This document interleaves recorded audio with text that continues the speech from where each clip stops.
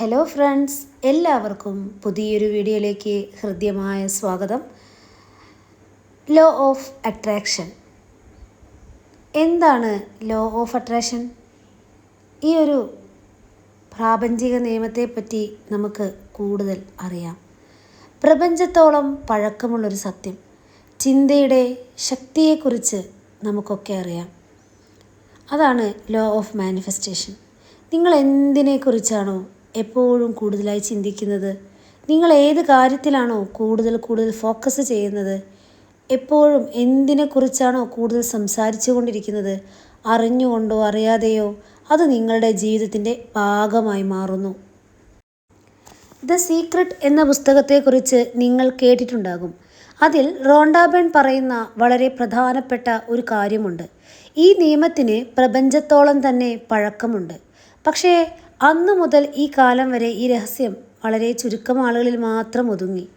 വളരെ കുറച്ചു പേർ മാത്രമാണ് ആകർഷണ നിയമം മനസ്സിലാക്കുകയും പഠിക്കുകയും തങ്ങളുടെ നേട്ടങ്ങൾക്ക് വേണ്ടി അതിനെ ഉപയോഗിക്കുകയും ചെയ്തിട്ടുള്ളത്.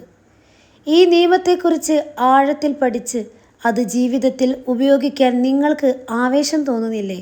എങ്കിൽ ഞാൻ ഉറപ്പ് പറയുന്നു, ഈ നിമിഷം മുതൽ നിങ്ങളുടെ ജീവിതം മാറാൻ തുടങ്ങുകയാണ്. എങ്ങനെയാണ് ആകർഷണ നിയമം പ്രവർത്തിക്കുന്നത് നമുക്ക് നോക്കാം. രണ്ട് അടിസ്ഥാനപരമായ കാര്യങ്ങൾ മാത്രം മനസ്സിലാക്കിയാൽ ആകർഷണ നിയമം വളരെ ലളിതവും രസകരവും പ്രയോജനപ്രദവുമായ രീതിയിൽ എൻ്റെ സുഹൃത്തിന് ജീവിതത്തിൽ ഉപയോഗിക്കാൻ കഴിയും. ലോകത്തിൽ വെച്ച് ഏറ്റവും ശക്തമായ കാന്തിക വലയങ്ങൾ സൃഷ്ടിക്കാനുള്ള കഴിവ് മനുഷ്യൻ്റെ മനസ്സിനാണ്. അതായത് ശക്തമായൊരു കാന്തമാണ് നമ്മുടെ മനസ്സ്.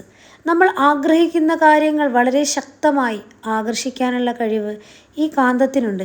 നിങ്ങളാണ് ലോകത്തിലെ ഏറ്റവും ശക്തമായ കാന്തം എന്ന് നമ്മുടെ സ്വന്തം മനസ്സിനെ പറഞ്ഞ് പഠിപ്പിക്കുക.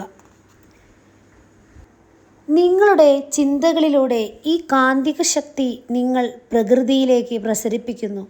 നിങ്ങളുടെ ഓരോ ചിന്തകളും വ്യത്യസ്തമായ ഫ്രീക്വൻസിയിലാണ് നിങ്ങൾ പ്രസരിപ്പിക്കുന്നത്. പ്രകൃതിയിലേക്ക് ഓരോ വസ്തുക്കൾക്കും സംഭവങ്ങൾക്കും സാഹചര്യങ്ങൾക്കും ഇതുപോലെ തന്നെ വ്യത്യസ്തമായ ഫ്രീക്വൻസി ഉണ്ട്. നിങ്ങൾ എന്തിനെക്കുറിച്ചാണോ ചിന്തിക്കുന്നത്, ആ ചിന്തിക്കുന്ന സമയത്ത് അതൊരു പ്രത്യേക തരംഗമായി പ്രകൃതിയിലേക്ക് പോകുന്നു. നാം ഒരു കാര്യം കുറേ നേരം ചിന്തിച്ചു കൊണ്ടിരുന്നാൽ എന്താണ് സംഭവിക്കുന്നത്? ആ ചിന്തകളുടെ ഫ്രീക്വൻസിക്ക് തുല്യമായ ഫ്രീക്വൻസിയോടുകൂടി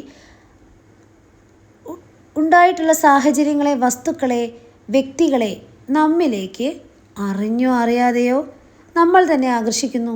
അതായത് ഒരു കാര്യത്തെക്കുറിച്ച് നാം നിരന്തരമായി ചിന്തിക്കുമ്പോൾ നേരത്തെ പറഞ്ഞതുപോലെ ഫ്രീക്വൻസി ഉണ്ടാകുന്നു. ആ ഫ്രീക്വൻസിയിൽ നിന്ന് നാം ആകർഷിക്കുന്ന കാര്യങ്ങൾ നമ്മിലേക്ക് അതുപോലെയുള്ള ആളുകളിലേക്ക് വന്നുകൊണ്ടിരിക്കുന്നു. പോയ കാലത്തെ നമ്മുടെ ചിന്തകളാണ് നമ്മുടെ ഇപ്പോഴത്തെ ജീവിതത്തിന് കാരണമായിട്ടുള്ളത്. അതായത് നല്ല ചിന്തകളാണ് എപ്പോഴും നമ്മുടെ മനസ്സിലെങ്കിൽ നല്ല കാര്യങ്ങളാണ് നമ്മുടെ ജീവിതത്തിലേക്ക് ആകർഷിക്കുക. ചിന്തകളുടെ മേൽ ബോധപൂർവം ഇന്ന് തന്നെ നാം ഇടപെട്ട് കഴിഞ്ഞാൽ നാം ആഗ്രഹിക്കുന്ന കാര്യങ്ങൾ നമുക്ക് ഓരോന്നായി നേടിയെടുക്കാം. ഈ ആകർഷണ നിയമം പ്രകൃതിയുടെ നിയമമാണ്. ഇതിന് വ്യവസ്ഥാപിതമായ താല്പര്യങ്ങളോ പക്ഷാപാതമായ നിലപാടുകളോ ഒന്നും തന്നെയില്ല. ഒന്ന് മനസ്സ് വെച്ചാൽ ആർക്കും തന്നെ ഇത് പ്രയോജനപ്പെടുത്താമെന്ന് ചുരുക്കം. നമുക്ക് ആവശ്യമായ സമ്പത്ത്, നേട്ടങ്ങൾ, ആഗ്രഹിക്കുന്ന ബന്ധങ്ങൾ, ഇങ്ങനെ എണ്ണമറ്റ കാര്യങ്ങളെല്ലാം തന്നെ പ്രകൃതി നമുക്കായി ഒരുക്കി വച്ചിരിക്കുന്നു. പ്രകൃതി അതിൻ്റെ എല്ലാ മനോഹാരിതകളും നമുക്കായി കാത്തു വച്ചിരിക്കുമ്പോൾ അവ ലഭിക്കാനായി ആവശ്യമുള്ള ഫ്രീക്വൻസിയിൽ നമ്മുടെ ചിന്തകൾക്ക് രൂപം നൽകുക എന്നത് മാത്രമാണ് നമ്മുടെ ധർമ്മം. ഇതാണ് ആകർഷണ നിയമം വ്യക്തമാക്കുന്നത്.